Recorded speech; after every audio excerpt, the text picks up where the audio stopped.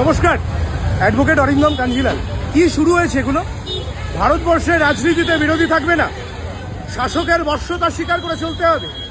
আজকে আমরা মমতা বন্দ্যোপাধ্যায় বাড়িতে ছিলাম, কিছুক্ষণ আগে গোটা পার্টি অফিস ভেঙে ডিস্ট্রয় করে দিয়ে চলে যাওয়া হয়েছে। এটা কি ধরনের গণতন্ত্র চলছে? গণতন্ত্রে হ্যাঁ জানি, মেনে নিলাম আমাদের অনেক ভুল ছিল। What kind of behaviour is this? এটা কি গণতন্ত্রে মানুষ থাকবে না? গণতন্ত্রে বিরোধী পক্ষ থাকবে না? গণতন্ত্রে শুধুমাত্র একপাক্ষিক রাজনীতি চলবে? এটা কি ধরনের অসভ্যতাম হচ্ছে? এই হচ্ছে কন্ডিশন। দেখুন, ছাড়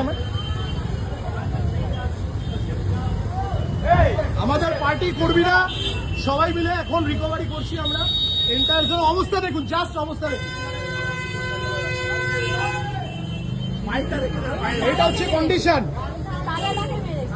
এই হচ্ছে কন্ডিশন। সব লাইট বাগেরা যা আছে সব ভেঙে গুড়িয়ে দিয়ে গেছে। এটা কি চলছে বাংলায়? শহীদদের বেদি অবস্থা দেখুন, অবস্থা দেখুন। This is the condition, this has become the condition. আমি জানি না জাস্ট কি চলছে, আমি জানি না। করা হয়েছিল, এটা লেখা ছিল শহীদ স্মরণে করা।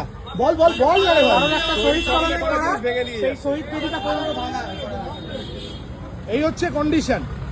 তাহলে আর কি এইভাবেই চলতে থাকুক, গণতন্ত্রের বিরোধী থাকবে না, কিন্তু আমরা থাকবো। সর্বভারতীয় তৃণমূল কংগ্রেসের তরফ থেকে আমরা রাস্তায় ছিলাম, আছি এবং থাকবো।